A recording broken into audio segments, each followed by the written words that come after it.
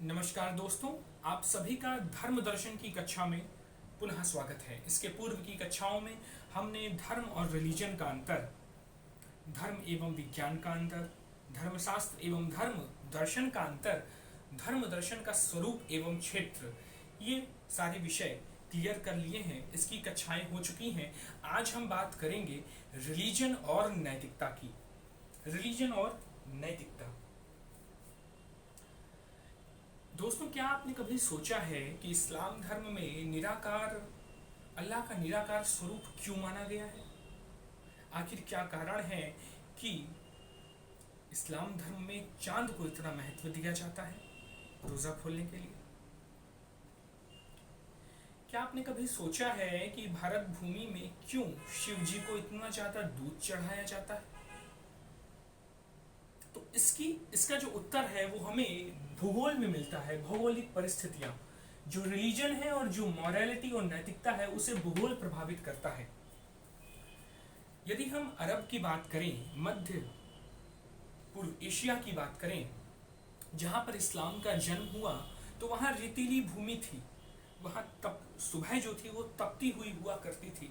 तो ऐसे भौगोलिक परिस्थिति में आपको सूर्य कभी भी नहीं भाएगा। रात में शीतलता देने वाला चंद्रमा आपको भाएगा, इसलिए चांद को महत्व दिया गया है। इसी प्रकार यदि हम देखें तो भारत भूमि जो थी उसमें चारागाह पर्याप्त मात्रा में थे, धन धान्य पशु पर्याप्त मात्रा में थे। पशु चाराओं को खाते थे और दूध देते थे। दूध का यहाँ पे अतिशय भंडार था। जो दूध बचता था वो इष्ट देव को चढ़ाया जाता था। इसी प्रकार अरब में इस्लाम धर्म जहाँ पे, इस्लाम रिलीजन जहाँ पे उत्पन्न हुआ, वहाँ पर कारवां चलता था, पानी को खोजता था और यात्राएं करता था। उस यात्रा में किसी मूर्ति को नहीं लेके चला जा सकता था। और मान लीजिए मूर्ति बन भी गई तो उसे, अगर मूर्ति को ढोएंगे तो फिर खाद्य सामग्री को कैसे लेके चल पाएंगे? इसलिए हमने हाथ उठाया, आसमान की तरफ देखा और अल्लाह की उपासना हो गई। तो ये रिलीजन के अंतर्गत आ गया। तो ये भूगोल था जिसने इसे प्रभावित किया। उसी प्रकार भारत में चूंकि वनस्पतियां थी, कई प्रकार की साग सब्जियां थी, इसलिए शाकाहार को महत्व दिया गया। लेकिन वहीं आप चीन में चले जाएं तो चीन में एक बार ऐसा हुआ कि अकाल पड़ा, और जब अकाल पड़ा तो सभी जीव जंतुओं को काटकर खाया गया। कुत्ते को भी खाया गया, पक्षियों को भी खाया गया। तो आज चीन के समाज में जीव जंतुओं पक्षियों को खाना अनैतिक नहीं है। ये वहां के समाज ने निर्धारित किया है, वहां की परिस्थितियों में। तो हमने देखा इस प्रकार जो भूगोल होता है वो हमारे रिलीजन को भी प्रभावित करता है, वो हमारी मॉरलिटी को भी प्रभावित करता है। इसी प्रकार जो भारतीय उपमहाद्वीप में रहने वाले लोग हैं, ये 3 टाइम नहाते, एक बार सुबह नहाते, एक बार शाम नहाते, एक बार रात नहाते, क्योंकि पानी पर्याप्त मात्रा में है। लेकिन वहीं इस्लाम धर्म को मानने वाले, इस्लाम रिलीजन को मानने वाले जो लोग हैं, उनकी मस्जिद या मजार आदि में आप जाएंगे तो वो लोग ऐसे हाथ धुलते हैं। ऐसे हाथ क्यों धुलते हैं? क्योंकि यदि ऐसे हाथ धुलेंगे तो पानी नीचे बह जाएगा। हम लोग ऐसे हाथ धुलते हैं, हाथ को नीचे करके, वो लोग हाथ को ऊपर करके धुलते हैं, क्योंकि वहां पर पानी की कमी है। तो दोस्तों, हम देखते हैं किस प्रकार भौगोलिक परिस्थितियां रिलीजन को भी प्रभावित करती है और मॉरलिटी को भी प्रभावित करती है। अब आइए रिलीजन और मॉरलिटी देख लेते हैं। रिलीजन क्या होता है? तो रिलीजन के विषय में हमने पहले ही की कक्षाओं में चर्चा कर ही ली है, लेकिन फिर भी संक्षिप्त में बता देते हैं। रिलीजन में एक अतीन्द्रिय सत्ता होगी, एक अलौकिक सत्ता होगी, जो कि रहस्यमयी होगी, जो कि गुह्य होगी, जो कि साधारण मनुष्य द्वारा नहीं जानी जा सकेगी। तो उसके विषयों के, उसके संदेशों को बताने के लिए एक पैगंबर आएगा, संदेश वाहक आएगा। वह ईश्वर की बात रखेगा, गॉड की बात रखेगा, अल्लाह की बात रखेगा, धर्म ग्रंथों के माध्यम से रखेगा।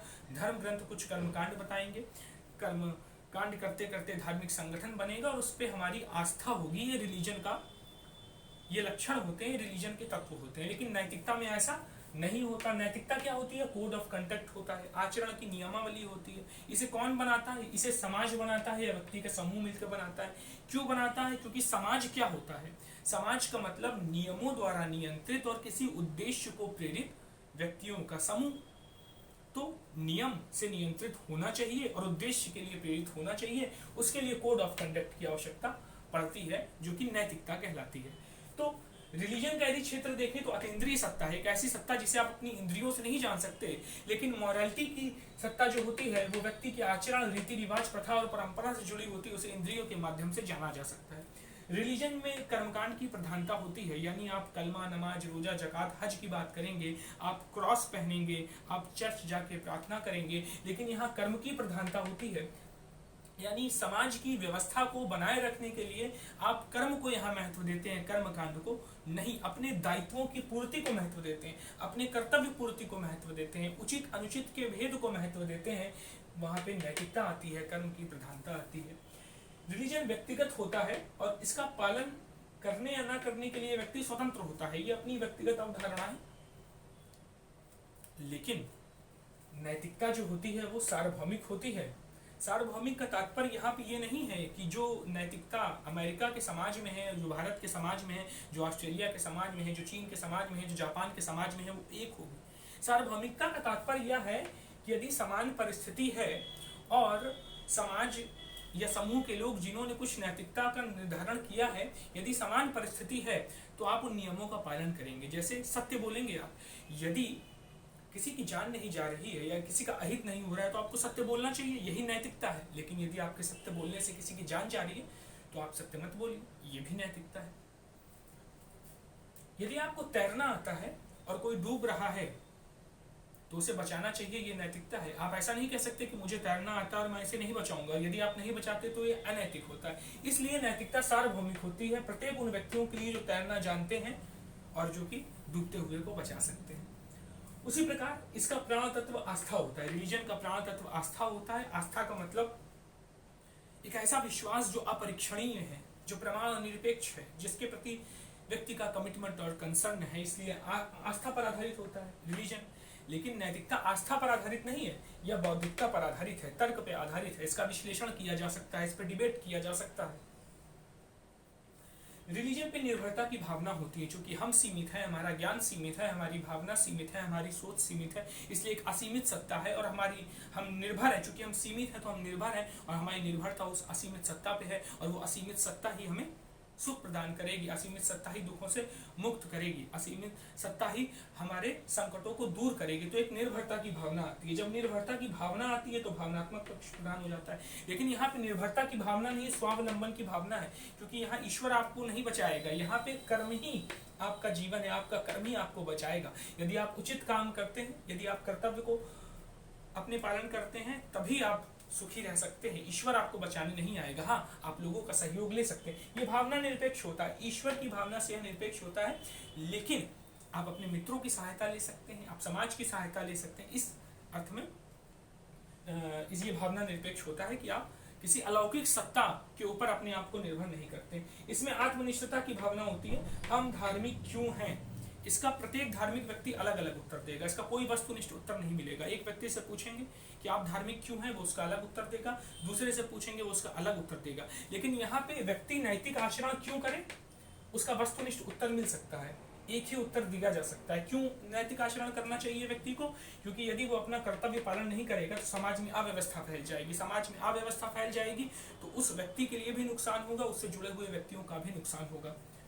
समाज क्या होता है, जैसे कि मैं पहले भी बता चुका हूं कि किसी नियम के द्वारा नियंत्रित और किसी उद्देश्य को प्रेरित, किसी उद्देश्य की तरफ प्रेरित जो लोगों का समूह होता है, वह समाज होता है जिसमें दंड की भी व्यवस्था होती है। तो उस समाज के स्ट्रक्चर को बनाने के लिए नैतिक रहना आवश्यक है। यदि सब लोग अनैतिक हो जाएंगे तो समस्या खड़ी हो जाएगी, समाज चल नहीं सकता, समाज टूट जाएगा, समाज बिखर जाएगा। तो इसलिए नैतिकता में क्या होता है, वस्तुनिष्ठता होती है। रिलीजन का बौद्धिक सत्यापन संभव नहीं है। आप नहीं कह सकते कि मुझे धार्मिक जो अनुभूति हुई है उसका कोई बौद्धिक सत्यापन कर ले। यदि आप बौद्धिक सत्यापन कर भी लेते हैं तो आपके रिलीजन वाले मानेंगे, दूसरे रिलीजन वाले नहीं मानेंगे। इस्लाम की बात ईसाई वाले नहीं मानेंगे, हिंदू धर्म के लोग नहीं मानेंगे, जैन, बौद्ध, पारसी लोग नहीं मानेंगे, सिंटो धर्म के लोग नहीं मानेंगे, ताओ धर्म के लोग नहीं मानेंगे। तो इसलिए इसका बौद्धिक सत्यापन संभव नहीं है। लेकिन नैतिकता का बौद्धिक सत्यापन संभव है। इसलिए बौद्धिक सत्यापन संभव है क्योंकि आप बता सकते हैं कि मैं नैतिक क्यों रहूं, मैं नैतिक आचरण क्यों करूं, और सब स्वीकार करेंगे। रिलीजन जो है एक अधिक व्यापक अवधारणा है। क्योंकि यह लौकिक सत्ता की भी बात करता है, पारमार्थिक सत्ता की बात करता है, इंद्रिय जगत की भी बात करता है और अतीन्द्रिय जगत की बात करता है। ये अधिक व्यापक संकल्पना है, लेकिन नैतिकता जो है वो कम व्यापक संकल्पना है। ये कम व्यापक है क्योंकि ये केवल लौकिक जगत पर ही बात करता है।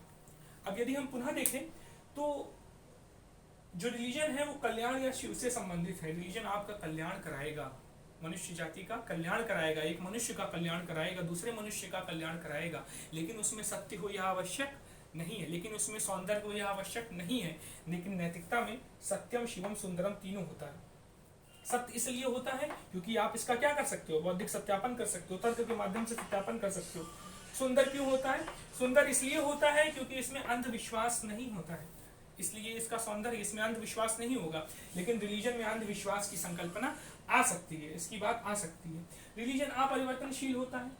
धर्म ग्रंथ में यदि कोई परिवर्तन करना हो तो यह बहुत मुश्किल का कार्य है कि आप कुरान में कोई परिवर्तन कर सकें, आप ईसाई के धर्म ग्रंथों में परिवर्तन कर सके। ओल्ड टेस्टामेंट से न्यू टेस्टामेंट जो बनी उसमें कई सारे विवादों ने जन्म लिया, तो इसका परिवर्तन करना इतना आसान नहीं होता, यह अपरिवर्तनशील होता है। लेकिन नैतिकता समय व समाज के साथ परिवर्तनशील होती है। यह एक गत्यात्मक अवधारणा है। जैसे सती प्रथा को लोग नैतिक मानते थे उस समय, क्यों नैतिक मानते थे? क्योंकि आताताई आएंगे और जो विधवा स्त्री है उसको उठा के ले जाएंगे, उसे यौन दासी बनाएंगे और कई प्रकार की समस्याएं खड़ी होंगी, तो सती प्रथा समाज में नैतिक था। लेकिन धीरे धीरे समाज जब आगे बढ़ा तो सती प्रथा को अनैतिक घोषित कर दिया गया और अब तो सती प्रथा समाप्त हो चुकी है। उसी प्रकार लिव इन रिलेशनशिप पहले तो बहुत ही अनैतिक था, लेकिन वर्तमान समय में सुप्रीम कोर्ट ने इसे मान्यता प्रदान कर दी है, तो यह नैतिक हो गया है। इसी प्रकार संयुक्त परिवार की संकल्पना धीरे धीरे टूट रही है। लोग कहते हैं नहीं, संयुक्त परिवार में नहीं रहेंगे और पूरी तरीके से नैतिक है, लेकिन पहले ऐसा नहीं था। इसी प्रकार समलैंगिकता को ले लिया जाए, इसे अनैतिक माना जाता था, लेकिन धीरे धीरे समाज के समूह में इसकी स्वीकार्यता बढ़ रही है, तो ये नैतिक माना जाने लगा। इसी प्रकार फिल्म में यदि आपके घर का कोई व्यक्ति जाता था, काम करता था, तो पहले के जमाने में इसे अनैतिक माना जाता था, लेकिन अभी इसे नैतिक माना जा रहा है। तो मतलब क्या, ये गत्यात्मक अवधारणा है और ये स्थित्यात्मक अवधारणा है, ये रुकी हुई है और ये बढ़ रही है। इसमें यदि कोई परिवर्तन करना है तो क्या होगा, बड़े मुश्किल से करना पड़ेगा। आइए आपको उदाहरण देते हैं रिलीजन और मॉरलिटी का। रिलीजन और मॉरलिटी दोनों है किसमें? जीसस क्राइस्ट के लाइफ में। जीसस क्राइस्ट एक रिलीजन के व्यक्ति हैं क्योंकि वह गॉड पे विश्वास करते हैं, स्वयं को ईश्वर का पुत्र कहते हैं। इनका धर्म ग्रंथ बाइबल है, कुछ कर्मकांड है और आस्था विश्वास और धार्मिक संगठन भी चर्च के रूप में मौजूद है। लेकिन इनके लाइफ में हमें नैतिकता भी मिलती है। कैसे मिलती है? कहते हैं कि अपने पड़ोसी की मदद करो, भूखे को भोजन कराओ, जो कि एक नैतिक पहलू है। दूसरा, रिलीजन है लेकिन मॉरलिटी नहीं है। जैसे ISIS, Islamic state of Iraq and Syria, जो आतंकवादी संगठन है, उसमें वो कहता है ना कि जैश मोहम्मद जो है, मोहम्मद की सेना है, मोहम्मद साहब की सेना है और इस्लामिक स्टेट बनाना है, खलीफा का राज्य स्थापित करना है, उसका आधार जो है वो इस्लाम है, कुरान। ऐसी गलत व्याख्या करते हैं। तो रिलीजन तो है गलत व्याख्या के अनुसार, लेकिन मॉरलिटी नहीं, क्योंकि लोगों की हत्याएं करते हैं। इसी प्रकार रिलीजन नहीं है लेकिन मॉरलिटी है। किसमें? भगत सिंह के जीवन में, कार्ल मार्क्स के जीवन में। उसके उन्होंने नैतिकता को महत्व दिया है लेकिन रिलीजन को महत्व नहीं दिया। इस प्रकार रिलीजन भी नहीं है और मॉरलिटी भी नहीं है। किसमें? जो व्यभिचारी व्यक्ति है, जो नक्सली व्यक्ति है, जो बलात्कारी व्यक्ति है, वो ना तो ईश्वर की व्यवस्था से डरता है कि ईश्वर की कोई एक न्याय व्यवस्था है, उससे भी नहीं डरता, ईश्वर को भी नहीं मानता और नैतिकता तो उसके जीवन में है ही नहीं। इस प्रकार हम देख सकते हैं कि रिलीजन और मॉरलिटी को भूगोल तो प्रभावित करता है। रिलीजन और मॉरलिटी में ये 12 अंतर तो होते हैं, ये आपस में संदर्भित भी होते हैं। कुछ नैतिक की जो मान्यताएं होती हैं वो रिलीजन से जुड़ी होती हैं, कुछ रिलीजन की मान्यताएं जो नैतिकता से जुड़ी होती हैं। लेकिन इसमें हमने इन अंतरों को मोटा मोटा देखा और इसे हम समझ सकते हैं। ठीक है, धन्यवाद।